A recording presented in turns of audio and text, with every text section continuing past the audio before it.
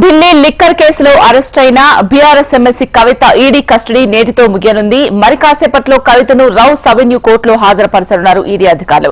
మరో వారం రోజుల పాటు ఆమెను కస్టడీ అడిగే అవకాశం ఉన్నట్లు సమాచారం. అయితే ఇప్పటికే 10 రోజుల పాటు 2 విడతలుగా కవితను కస్టడీకి తీసుకున్న ఈడీ పలు కోణాల్లో విచారించింది. 10 రోజుల కస్టడీలో కవితతో పాటు ఇతరులను కలిపి ప్రశ్నించింది. ఈ విచారణకు సంబంధించిన స్టేటస్ రిపోర్ట్ ను కోర్టుకు సమర్పించనున్నారు ఈడీ అధికారులు. కవితను ఈడీ కస్టడీకి ఇచ్చేందుకు కోర్టు అంగీకరించని పక్షంలో జ్యుడిషియల్ కస్టడీకి ఇచ్చే ఛాన్స్ ఉంది. ఒకవేళ జ్యుడిషియల్ కస్టడీకి కోర్టు అనుమతిస్తే తీహార్ జైలుకు కవితను తరలించే అవకాశం ఉన్నట్లు సమాచారం.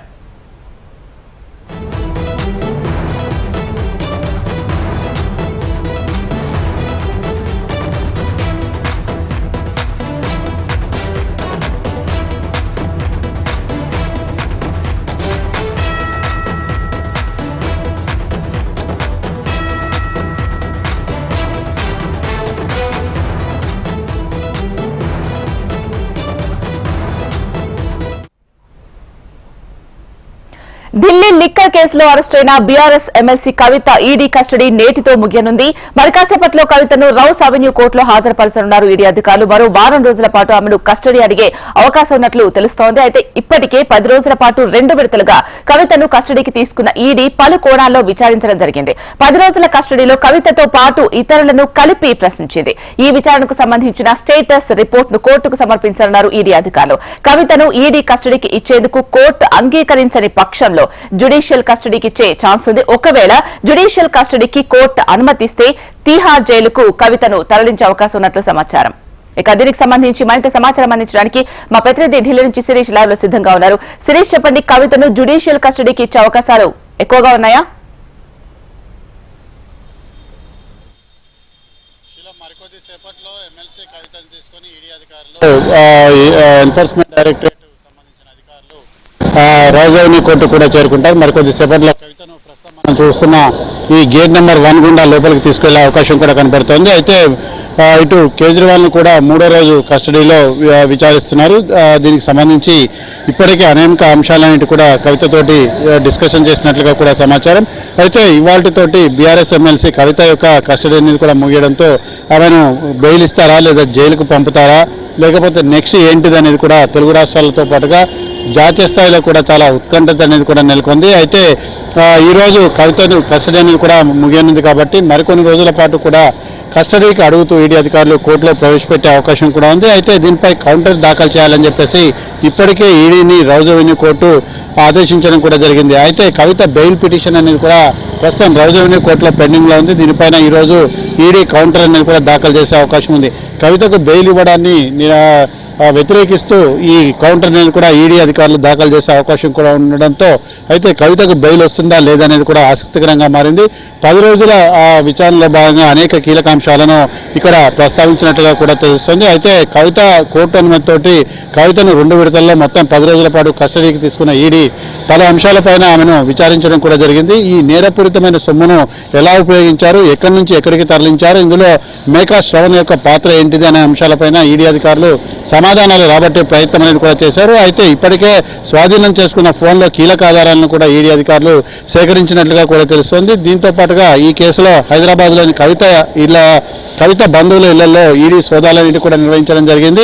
కవిత ఆడపడుచు అఖిల, మేనల్లుడు మేకా శరణ్ నివాసాల్లో తనిఖీలన్నింటి కూడా జరిగాయి. ఆడపడుచు అఖిల, మేనల్లుడు శరణ్ ద్వారా కవిత లావాదేవీలన్నింటి కూడా జరిపినట్టుగా ఈడీ అనుమానాలన్నింటి కూడా వ్యక్తం చేస్తోంది. అయితే ముడుపుల చెల్లింపులో మేనల్లుడు శరణ్దే కీలక పాత్ర అని చెప్పేసి ఈడీ అధికారులు భావిస్తున్నారు. అయితే తమ విచారణకు కవిత సహకరించడం లేదని చెప్పేసి ఈడీ స్పష్టం చేస్తున్న నేపథ్యంలో మేకా శ్రవణ్ను అదేవిధంగా తన ఆడపడుచును కూడా ఈడీ అధికారులు విచారించే అవకాశాలంటే కూడా ఉన్నాయి. అయితే మేకా శ్రవణ్ పాత్ర అనేది కూడా ఇందులో ప్రముఖంగా తేలడంతో ఆయనను కూడా అరెస్ట్ చేస్తారా, ఆయనను కూడా అదుపులోకి తీసుకొని ఈడీ విచారిస్తుందా లేదా అనేది కూడా చూడాలి.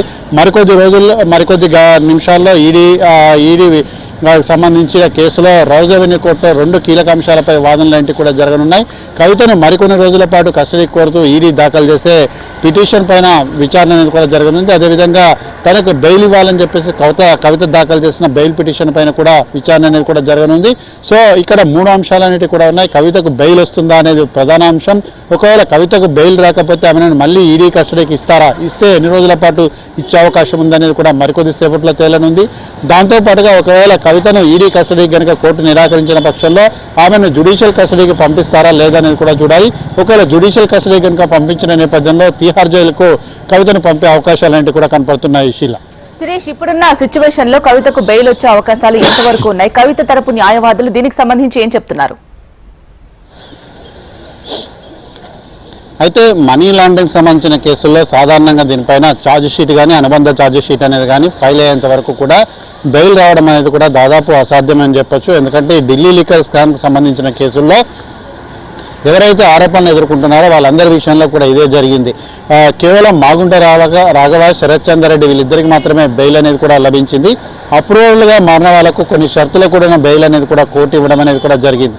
ఇందులో ప్రధానమైన ఆరోపణలు ఎదుర్కొంటున్న వాళ్ళు ఎవరైతే ఉన్నారో వాళ్ళందరూ కూడా ఇప్పటికీ జ్యుడిషియల్ కస్టడీలో ఉన్నారు. అవసరమైనప్పుడల్లా కూడా ఈడీ వాళ్ళను తమ ఆధీనంలోకి తీసుకుని వాళ్ళను విచారిస్తూనే వస్తుంది. కాబట్టి ఇటు కవితకు బెయిల్ రావడం అనేది దాదాపు అవకాశాలు చాలా తక్కువగా ఉన్నాయని చెప్పొచ్చు. ఎందుకంటే కవిత బెయిల్ పిటిషన్ పైన కౌంటర్ దాఖలు చేయాలని చెప్పేసి ఈడీని కోర్టు కోరిన నేపథ్యంలో కవిత బెయిల్ను వ్యతిరేకిస్తూ కౌంటర్ దాఖలు చేసే అవకాశం ఉంది. ఎందుకంటే కవిత కనుక బెయిల్ ఇచ్చినట్లయితే ఆమె సాక్ష్యాధారాలను తారుమారు చేసే అవకాశం కూడా ఉంది. దీనివల్ల కేసుకు సంబంధించిన దర్యాప్తు పక్కదోవ పట్టే అవకాశం కూడా ఉంది. సో ఈ నేపథ్యంలో ఇటు విచారణ అనేది కూడా పూర్తయినంత వరకు ఆమెకు బెయిల్ ఇవ్వద్దని చెప్పేసి కూడా కోర్టు కోరనుంది.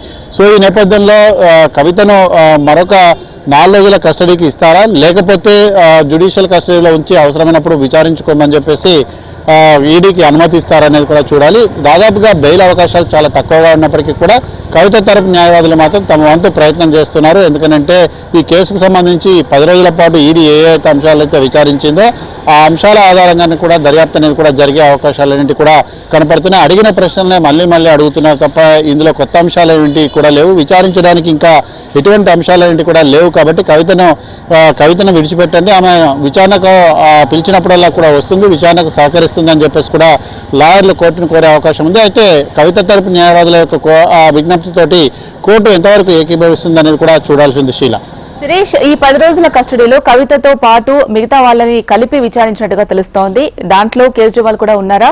వీళ్ళ నుంచి ఎంతవరకు ఎటువంటి సమాచారాన్ని రాబట్టగలిగింది ఈడీ? అయితే కేజ్రీవాల్తో కలిపి కవితను విచారించాలా లేదనేది కూడా ఇంకా స్పష్టత లేదు. ఎందుకంటే దాదాపుగా విచారణ జరగనట్లే తెలుస్తోంది.